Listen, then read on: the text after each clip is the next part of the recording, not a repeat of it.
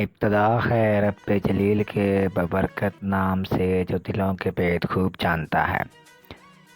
دیکھتی آنکھوں سنتے کانوں آپ کو میرا السلام علیکم۔ آج ہم اس ویڈیو میں جس ملک کی سیر کرنے جا رہے ہیں اس کا نام ہے آذربائیجان، ایک مسلم ملک، اور آپ کو دلچسپ ملک کے بارے میں معلومات فراہم کریں گے جو کہ یقیناً آپ نے نہ کبھی پڑھی ہوں گی اور نہ کبھی سنی ہوں گی۔ تو دوستو، ویڈیو کا باقاعدہ آغاز کرنے سے پہلے جو دوست نئے آئے ہیں ان سے میری محترمانہ گزارش ہے کہ وہ میرا چینل سبسکرائب کریں اور لائک اور شیئر بھی کریں تاکہ ہر نئی آنے والی ویڈیو آپ کو مل سکے۔ آذربائیجان، جس کو سرکاری طور پر جمہوریہ آذربائیجان کہا جاتا ہے، آذربائیجان کا رقبہ 86,600 کلومیٹر ہے۔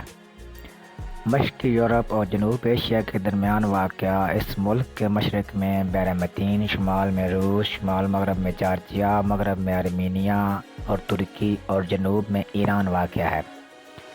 یہ ملک یورپی یونین اور اقوام متحدہ کا رکن ہے۔ آذربائیجان کی 96% آبادی مسلمان اور باقی 3 یا 4% عیسائیت اور دیگر اقلیتوں پر مشتمل ہے۔ مسلمانوں میں 85% شیعہ حضرات جبکہ باقی 15% سنی فرقے سے تعلق رکھتے ہیں۔ بچپن میں آپ نے کوکاف کے پہاڑوں کا سلسلہ تو سنا ہی ہوگا۔ تو دوستو، یہ پہاڑی سلسلہ آذربائیجان سے ہو کر ہی گزرتا ہے۔ آذربائیجان سوویت یونین ٹوٹنے کے بعد سب سے پہلے آزادی پانے والا ملک ہے۔ آذربائیجان نے روس سے 30 اگست 1991 کو آزادی کا اعلان کر دیا تھا۔ مکمل آزادی 18 اکتوبر 1991 کو حاصل ہوئی۔ آذربائیجان کی قومی زبان آذربائیجانی ہے اور آذربائیجان وقت کے لحاظ سے پاکستان سے تقریباً 1 گھنٹہ پیچھے ہے۔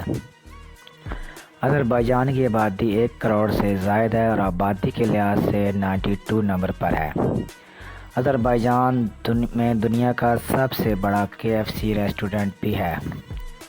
دوستو، آذربائیجان کی حکومت دعویٰ کرتی ہے کہ حضرت نوح علیہ السلام کی کشتی سیلاب کے بعد سب سے پہلے اس ملک میں اتاری گئی اور وہ یقین کرتے ہیں کہ حضرت نوح یہاں ہی دفن ہیں اور اس جگہ پر انہوں نے ایک مینار تعمیر کیا ہوا ہے اور اس قصبے کو نوح علیہ السلام کے نام سے منسوب کر کے نوح رکھا ہوا ہے۔ آپ کے علم میں اضافے کے لیے بتاتے چلیں کہ نوح علیہ السلام کی کشتی ترکی میں دریافت ہوئی ہے۔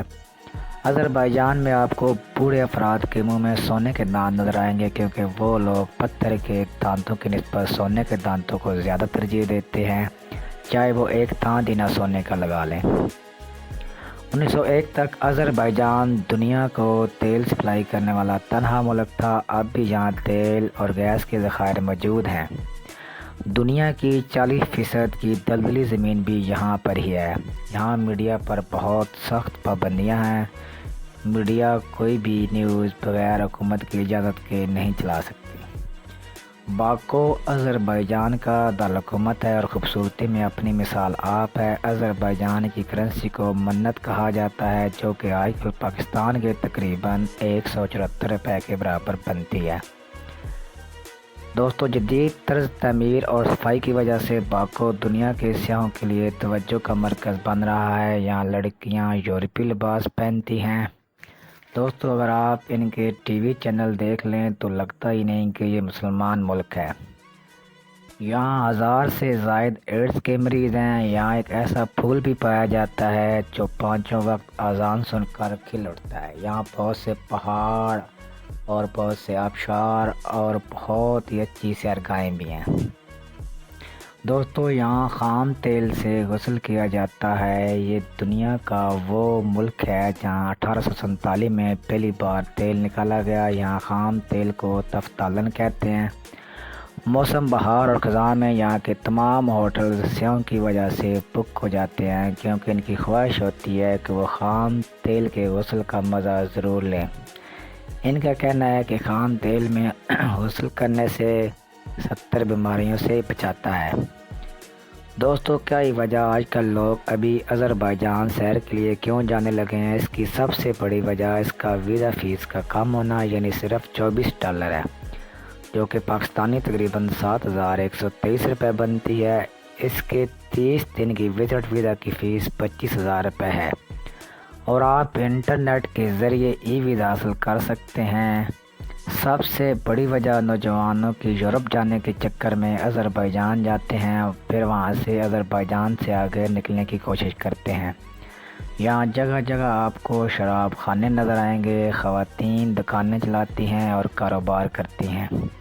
یہاں کے لوگ عجیب توہم پرستی کا شکار ہیں۔ ان کا ماننا ہے کہ رات کو کسی کو روٹی یا پیسے قرض نہیں دینے چاہیے۔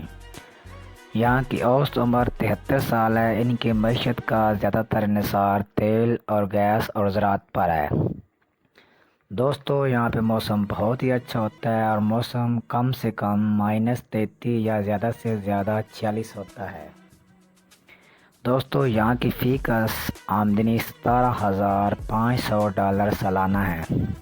یہاں گاڑیاں دائیں طرف چلتی ہیں اور سٹیئرنگ لیفٹ طرف ہے، اور یہاں پہ بہت ہی خوبصورت روڈز اور بہت ہی اچھے ایئرپورٹس بھی موجود ہیں جو کہ ملک کی ترقی میں اہم کردار ادا کرتے ہیں۔ تو دوستو، یہ تھی آج کی ہماری ویڈیو۔ اگر آپ کو ہماری ویڈیو پسند آئے تو اسے اپنے دوستوں کے ساتھ ضرور شیئر کریں اور لائک بھی کریں، اور واٹس ایپ پہ اپنے فرینڈز کو شیئر بھی کریں۔ دوستو، آپ اگر لائک اور شیئر کریں گے تو اس سے ہمیں بہت حوصلہ افزائی ہوگی، اور پھر اس سے بھی مزید اچھا بنانے کی کوشش کریں گے۔ اوکے، تو دوستو، یہ تھی آج کی ہماری ویڈیو۔ اوکے، اللہ حافظ۔ اپنا بہت سا خیال رکھیے گا۔ خدا حافظ۔